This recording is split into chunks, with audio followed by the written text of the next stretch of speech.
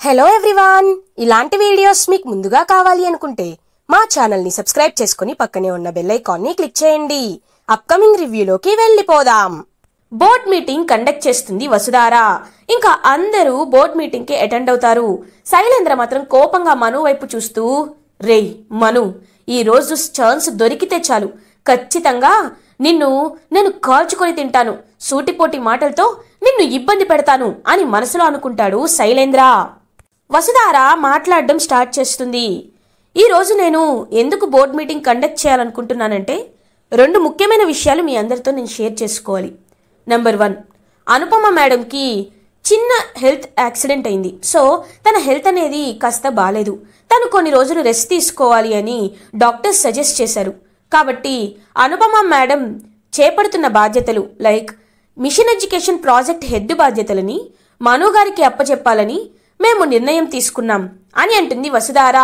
ఇంకా అందరూ ఒక్కసారిగా షాక్ అయిపోతారు. మేడం అని అంటారు మను. అవును సార్, ఈ బాధ్యతలు మీరు తీసుకుంటేనే కరెక్ట్గా ఉంటుంది. అనుపమ మేడం ఎలా అయితే మిషన్ ఎడ్యుకేషన్ ప్రాజెక్ట్ హెడ్గా తన బాధ్యతల్ని కరెక్ట్గా నిర్వర్తించారో మీరు ఇంకా మిషన్ ఎడ్యుకేషన్ని ముందుకు తీసుకువెళ్తారనే నమ్మకం మాకు పూర్తిగా ఉంది అని చెప్తుంది వసుధార.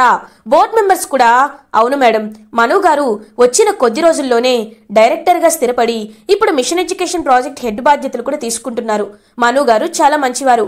వారి ఆధ్వర్యంలో మిషన్ ఎడ్యుకేషన్ అనేది బాగుంటుంది అని మేము కూడా నమ్ముతున్నాం అని బోర్డ్ మెంబర్స్ కూడా మనుకి సపోర్ట్ చేస్తారు. శైలేంద్ర చాలా జెలస్ గా ఫీల్ అవుతాడు. ఏంటి, నేను ఎప్పటి నుండో ఈ కాలేజ్లోనే ఉన్నాను, ఈ కాలేజ్ మాదే, కానీ నాకు ఒక్కటంటే ఒక్క పదవి కూడా ఇవ్వలేదు. కానీ వీడికి మాత్రం వచ్చిన వెంటనే డైరెక్టర్ని చేశారు, ఇప్పుడు మిషన్ ఎడ్యుకేషన్ ప్రాజెక్ట్ హెడ్ చేశారు, చీ అని మనసులో అనుకుంటాడు శైలేంద్ర.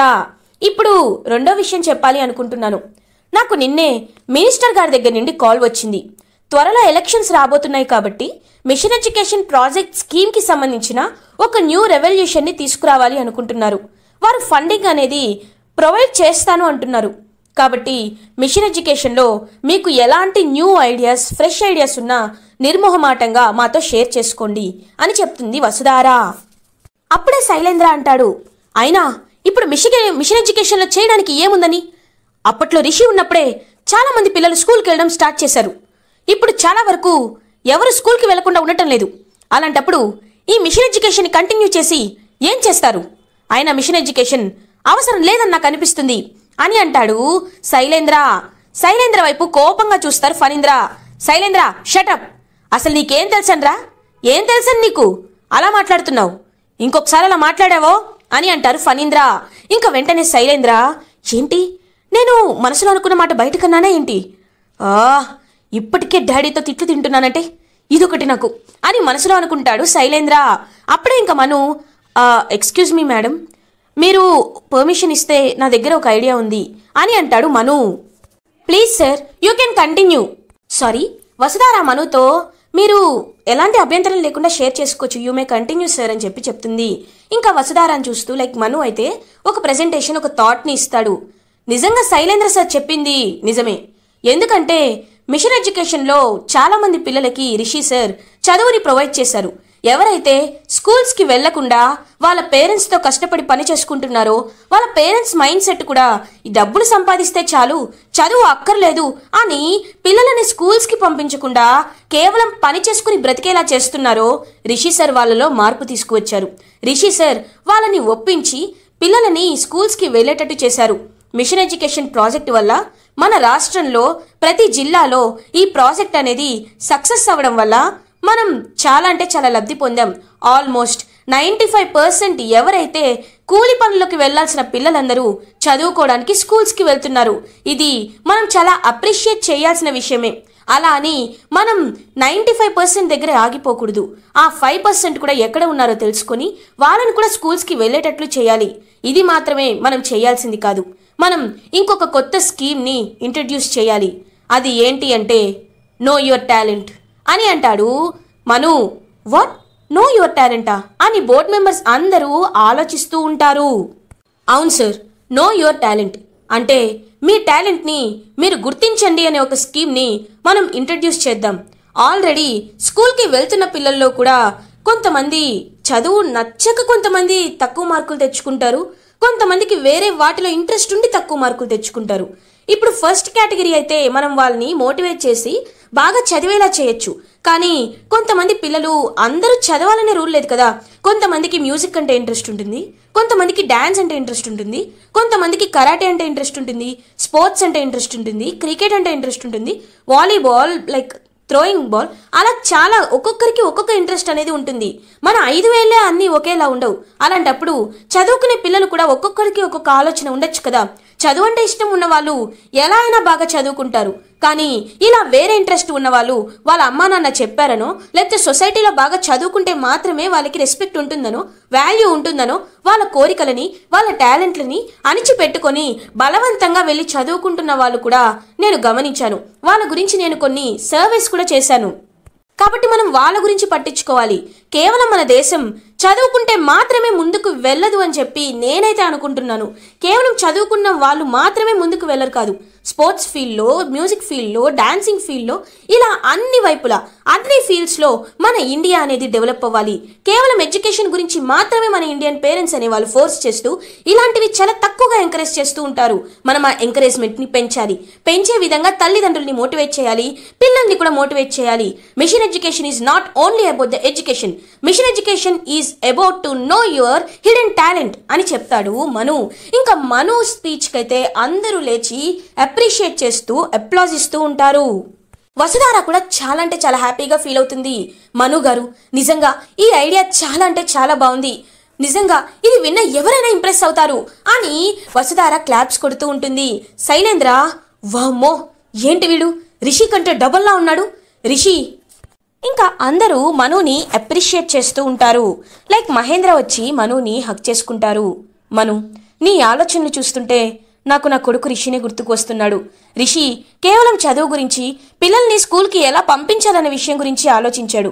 కానీ నువ్వు మాత్రం అన్ని రంగాల గురించి ఆలోచిస్తున్నావు. నిజంగా నిన్ను చూస్తుంటే నాకు చాలా గర్వంగా ఉంది మను అని చెప్పి మహేంద్ర చాలా హార్ట్ఫుల్గా అప్రిషియేట్ చేస్తాడు మనుని.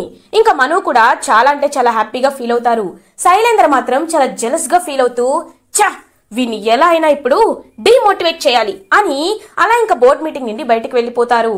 మను అలా ఇంకా బయటికి వెళ్ళబోతుంటే, కంగ్రాచులేషన్స్ మను అని అంటాడు శైలేంద్ర. దేనికి అని అంటాడు మను. దేనికంటావేంటి? ఇవాళ ఒక అదిరిపోయే ఐడియా చెప్పావు కదా మిషన్ ఎడ్యుకేషన్ గురించి. ఇంత బాగా చెప్తున్నావు మిషన్ ఎడ్యుకేషన్ గురించి, పిల్లల చదువుల గురించి, పిల్లల టాలెంట్ల గురించి, క్రికెట్ గురించి, వీటన్నిటి గురించి ఇంత బాగా చెప్తున్నావు. ఇంత నాలెడ్జ్ నీకు ఎక్కడి నుండి వచ్చింది మను? మీ నాన్న దగ్గర నుండా అని అంటాడు శైలేంద్ర.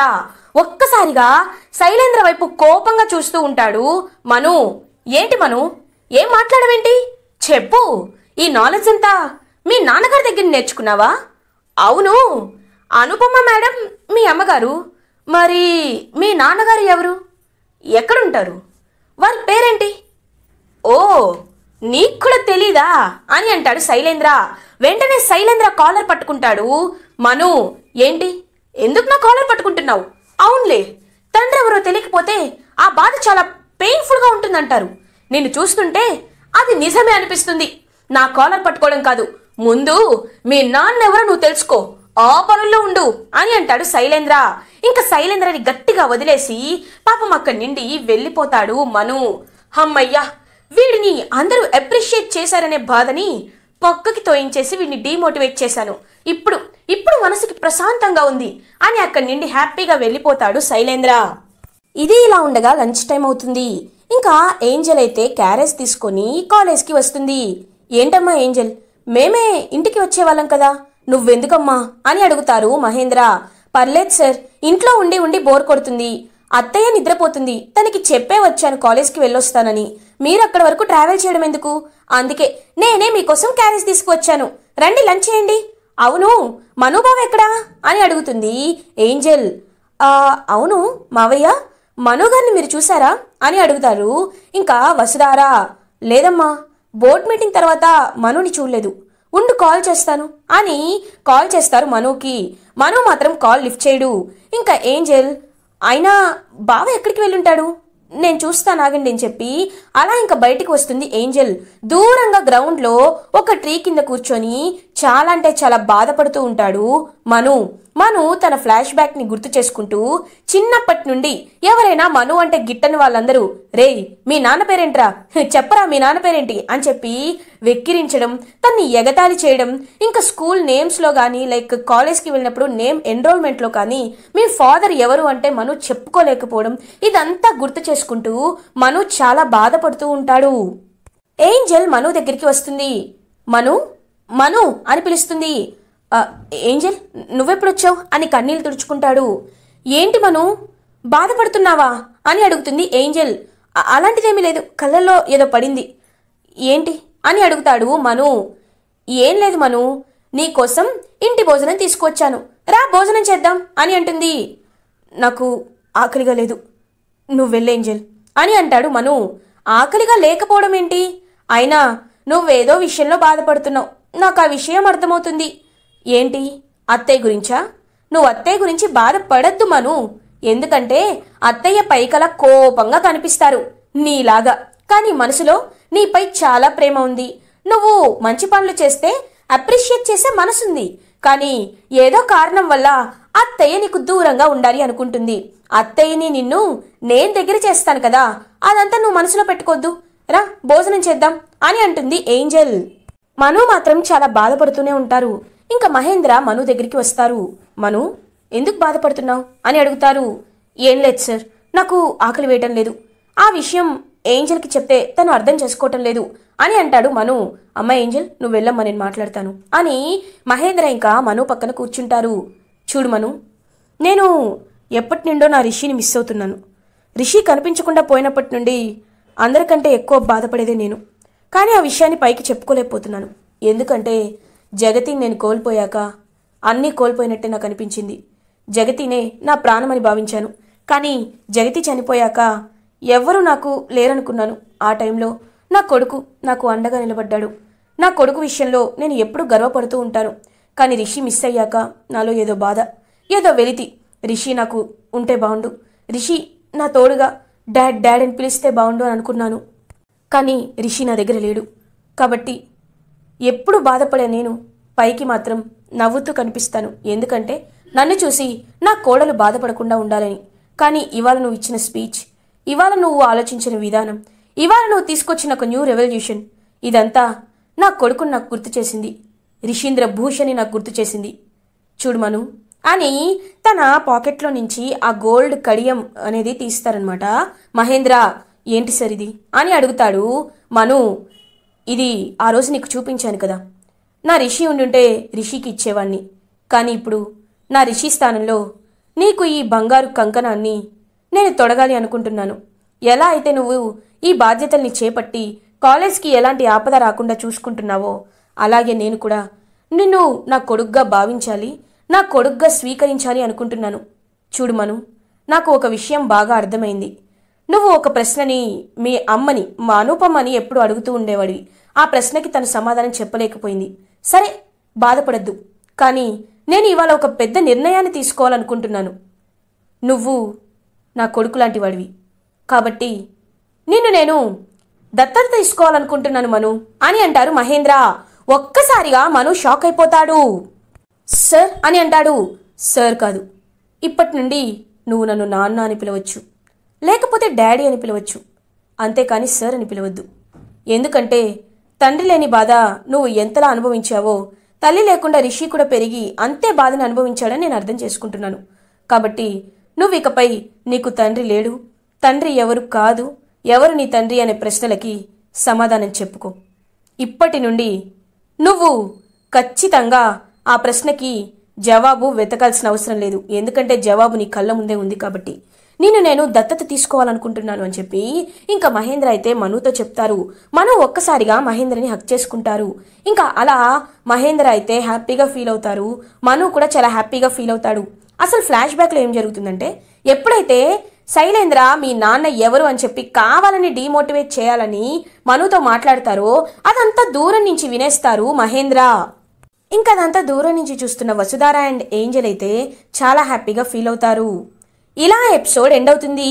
ఫర్దర్ ఎపిసోడ్ రివ్యూస్ ముందుగా మీకు కావాలి అనుకుంటే మా ఛానల్ని సబ్స్క్రైబ్ చేసుకోండి. Thanks for watching.